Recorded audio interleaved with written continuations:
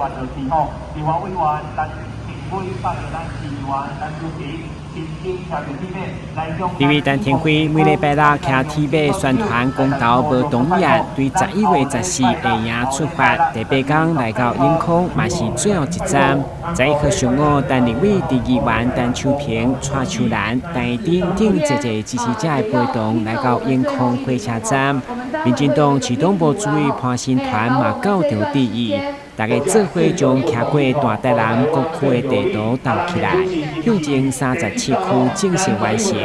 嘛，寄望公投4个无同意案会当顺利过关，坚决守护台湾。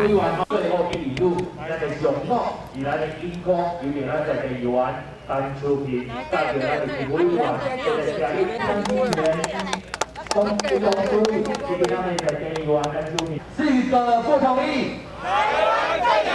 4个不同意。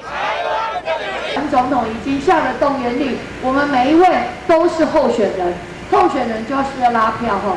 所以咱来邮票，邮每一张听台湾的票，拜托伊一定爱伫12月18出来登咱的无同意，4张无同意，咱互台湾更较有咱吼。陈天辉指出，经过4礼拜用骑铁马方式亲自基层宣传，对一路上民众热情的回馈，明显感受公投议题气势有慢慢热起来。不过其实热度也无悬，所以最后这7天关键的阶段，将把任何一档宣传的机会，用上简单方式向乡亲说明。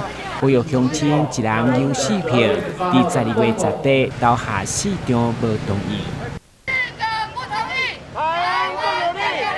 台新闻军籍采访报道。